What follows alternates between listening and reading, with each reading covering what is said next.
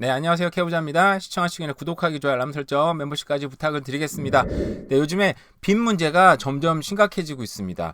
우리가 지금 기준금리가 좀 떨어져야 시중이자도 떨어질 걸 원하고 있는데 떨어지지 않고 있죠. 모기지는 지금 조금 고정들은 좀 떨어진다고 합니다. 근데 불어난 빚을 못 갚겠다. 하루에 무려 330명이 파산행을 했다고 합니다. 자, 1분기 개인 파산 신청, 금융위기 이후 최대 3월에만 총 12,000명이 신청을 했고요.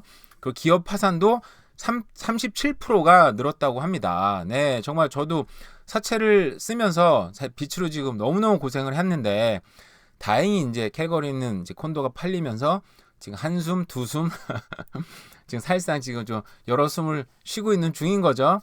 근데 또 이렇게 그냥 좀 해피 엔딩이 뭐 이게 엔딩은 아니지만 잘 됐으면 좋겠는데 또 지금 렌트를 주고 있는 애들이 또 지금 문제가 생겼어요. 렌트비도 못 내고 있습니다. 받았는데 또 리턴 됐어요. 체크가 리턴 되면서 돈이 들어왔다가 또 빠져나갔습니다. 그래서 물론 그 전에 사채 쓰면서 제가 론을 한 5개 있었는데 여기에 이제 빚 갚느라 좀 허덕허덕 되는데 그 상황보다는 지금 조금 나아졌습니다만 어쨌든 아직도 끝이 없는 어려움에 지금 계속 처해 있는 상황입니다. 개인적으로. 근데 대외적으로도 제가 지금 머리가 좀 복잡한 부분이 있어서 이번에 사실 좀 멘붕이 왔었는데 며칠 동안 기사를 안 보다가 며칠 내에 봤어요. 근데 여전히 부동산 뉴스는 지금 많지 않은 것 같습니다. 어쨌든 근데 부동산이 어떻게 보면 크게 영향을 줄 수 있는 게 개인 파산과 기업 파산이거든요. 이게 어떻게 보면은 경제가 지금 슬로우 다운되고 있다라는 거, 경기 침체가 오고 있다라는 건 어떤 바로미터가 될 수 있다고 생각이 들어요.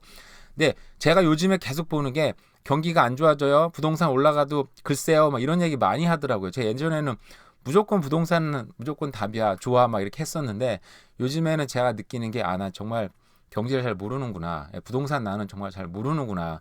그리고 요즘에 좀 머리가 복잡해지면서 좀 안 좋은 뉴스를 찾는 게 아닌가라는 생각이 듭니다. 근데 제가 뭐 한다고 해서 부동산이 올라가요, 내려가요, 저 모릅니다. 경기가 좋아요, 안 좋아져요, 모릅니다. 그냥 기사들 보고 얘기하는 거니까 한번 들으시고 여러분들이 잘 판단해 주시기 바라요. 국내 개신 파산 신청률이 2019년 이후 최고 수준이 나왔다고 합니다. 자, 지난 3월에만 총 11,768명이 파산 신청을 제출을 했고요. 이건 19년 이후에 가장 큰 수치라고 합니다.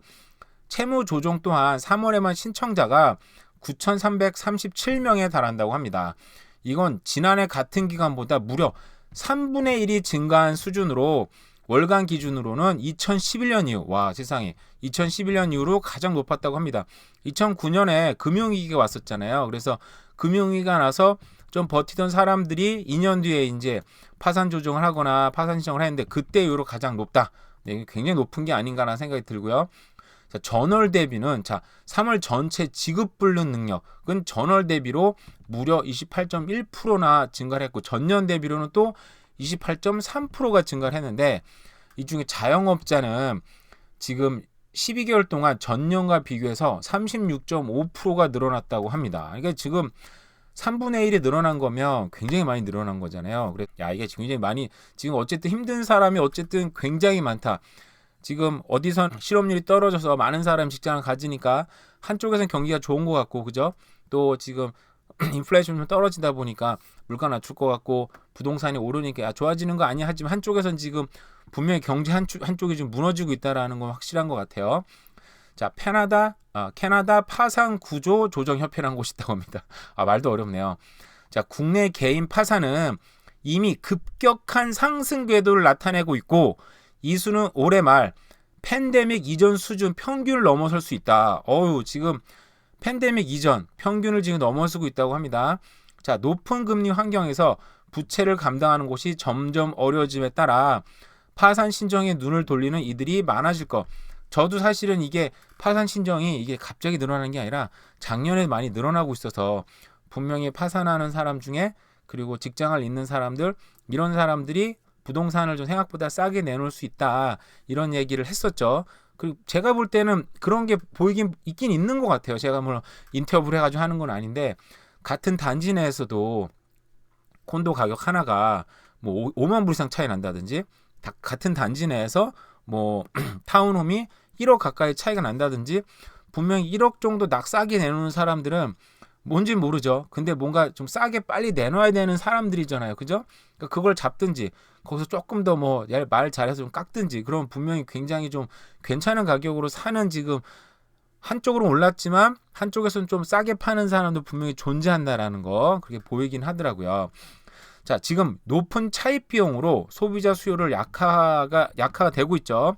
이 기업의 부정적인 영향을 크고 있고요. 높은 인플레이션, 기업들도 당연히 돈을 빌려서 사업을 하잖아요.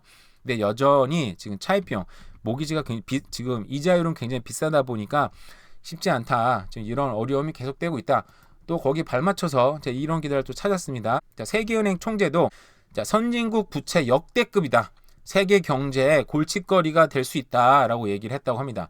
자, 저개발국은, 선진국도 문제인데 저개발국은 더 약한 거죠. 부채와 상환 부담의 이중고. 예를 들면 부채가 많은데 거기 이자, 그러니까 개인이 커진 게 국가라고 생각하시면 됩니다. 원래 부자들보다는 또 좀 못 사는 사람들이 이럴 때 더 힘든 거잖아요. 가난한 사람은 지금 더 힘들어졌다. 당연한 얘기이기도 하고요. 자, 이분이 얘기하신 것 중에 이제 선진국도 힘들고 후진국도 힘든데, 그러면 결국 그들 투자자들은 어쨌든 그러면 결국은 선진국을 선택할 거다. 돈이 이제 그나마 힘들면 선진국으로 몰린다는 거죠. 그러면 후진국들에 있는 그 돈들이 선진국들로 몰리는 거죠. 이제 그런 현상들이 한국에는 이제 IMF를 한번 겪어봤잖아요.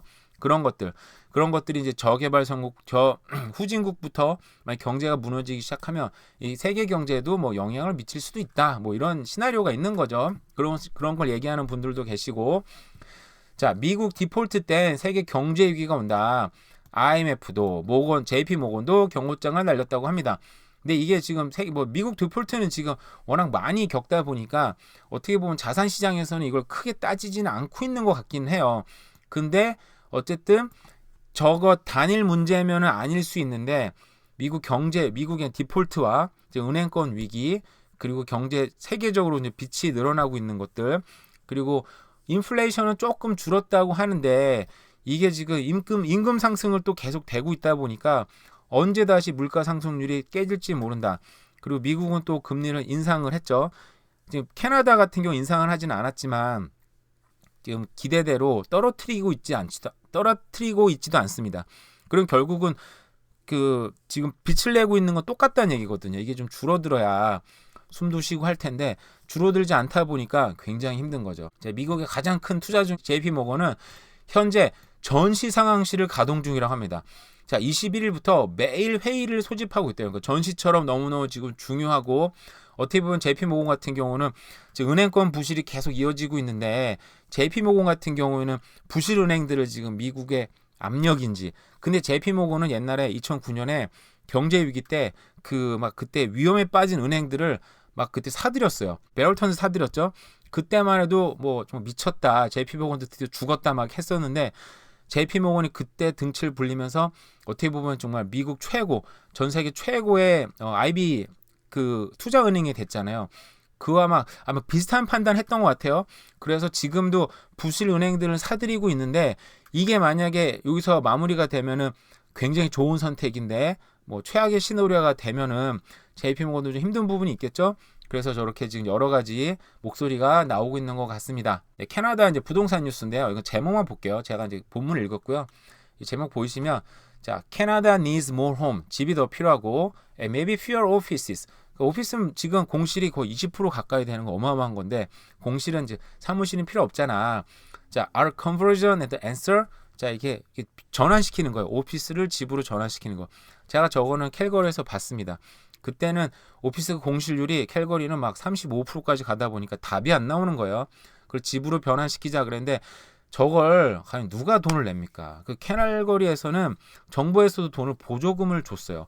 근데 저 기업들은 개인 기업들이잖아요. 그래서 돈을 내고 어쨌든 변환시켰는데, 그게 그렇다고 해서 뭐 집에 뭐 크게 공급된 것도 아니고, 공실률 낮추는데 크게 도움되는 것도 아니고, 뭐 정부는 돈을 결국 더 쓰게 되는 되게 애매모호한 상황이 되더라고요. 그래서 뭐 저는 이게 어떤 의견이 있는 건 아니고, 뭐 저렇게 된다고 해서 뭐 지금 밴쿠버는 워낙 집이 없다 보니까 아무래도 집이 좀 늘어나는 데는 아무래도 좀 좋지 않을까 생각이 들긴 하는데, 결국 예상하기가 힘든 부분이 저렇게 해서 집이 늘어난다고 해서 당장 해결할 수 있는 건 아닌데 경제 위기가 오면 저 집도 또 문제가 될 텐데 돈만 쓰고 그런 생각이 들기도 하고요. 이제 광역 토론토 주택 시장도 반등을 시작했다고 합니다. 4월 거래 건수가 전달 대비 무려 2.4%나 증가를 했대요. 그 밴쿠버 시장도 2월, 3월, 4월이 이제 그런 반등이 있었고요. 그리고 토론토 시장도 4월에 반등이 있었다고 합니다. 네, 근데 한쪽에서는 지금 경제 신호는 지금 안 좋은 게 나오고 있어서 저게 반짝일지. 근데 반짝이라고 하기엔 지금 2월, 3월, 4월이 나왔으니까 도저히 반짝이라고 말할 수는 없네요, 그죠? 근데 떨어진 거 15% 떨어진 거에 비해서 아무래도 반등이 있긴 있었는데 뭐 이 끝이 아니잖아요. 계속 경기는 계속 흘러가니까 이게 어떻게 될지 계속 보시면 좋을 것 같고요. 자, 미국 상승률이 4.9% 하락세로 나왔다고 하는데 제가 오늘 RBC 리포트를 아침에 봤거든요. 캐나다도 아마도 물가 상승률이 좀 둔화될 것 같다라고 발표 나왔습니다. 제가 지금 그 보고서는 지금 갖고 오진 않았어요. 제가 아침에 살짝 읽고 대략 읽고 오늘 하는 얘기인데요. 그래서 물가 상승률은 한쪽으로 떨어지고 있는데 여기 보시면 캐나다 똑같습니다. 높은 임금 상승률로 여전히 불안하다. 네, 저는 안 올랐는데 도대체 누가 오르는 걸까요? 근데 보니까 그 저번에 CRA도 그렇고 공무원들은 막 10몇 %씩 올려준다고 한 것 같아요, 그죠? 그래서 한쪽에선 임금 상승률이 올라가고 있고 기름값도 여전히 뭐 떨어지는 것 같더니 또 안 떨어지고 있고 그래서 이게 금융 불안이 지금 한쪽에서는 있고 한쪽에서는 반등이 일어나는 좀 양쪽 신호가 오니까 정말 예의주시하면서 경제를 예의주시하면 보면 될 것 같고요. 저는 어제 뉴스 보면서 미국 국경에 사람 왜 이렇게 몰렸지? 이러면서 뉴스를 잠깐 봐서 몰랐는데 불법 입국 즉시 추방 병법을 트럼프 때 만들었었잖아요. 근데 이게 이제 종료가 됐다고 합니다. 그래서 수만 명이 지금 국경에 몰려서 지금 목숨 걸고 국경을 넘는다고 합니다. 사진 보면 막 강도 넘고 담도 넘고 산도 넘고 지금 난리도 아니에요. 근데 이때는 이제 걸려도 미국이 옛날에 한번 봐준 적이 있거든요. 불법 추방자들도 경기가 어렵고 미국에 저런 일꾼들이 필요하니까 한번 유예 기간을 줘서 아마 지금 바이든 같은 경우는 아무래도 이민자들한테 조금 더 이제 유화 정책을 펴다 보니까 아무래도 이렇게 사람들이 몰려가는 게 아닌가. 이렇게 보면 참 미국이 어렵다 그래도 미국이 세계 최강국이다 보니까 누구라도 이렇게 미국에 가서 살고 싶은 거 아닙니까, 그죠? 그런 거 보면 뭐 캐나다에 살고 있는 우리 저희도 뭐 참 캐나다 아무리 선진국이고 여러 가지 안정된 나라에 살다 평화로운 나라에 살다 보니까 우리 아이들도 좋은 나라에 사는 것 같아서 자, 이렇게 또 이민에 사는 것도 한편으로 축복이구나 감사하다는 생각이 또 드는 날이었습니다. 네, 오늘 하루도 참 날씨가 좋네요. 오늘 하루도 좋은 하루 보내시기 바랍니다. 감사합니다.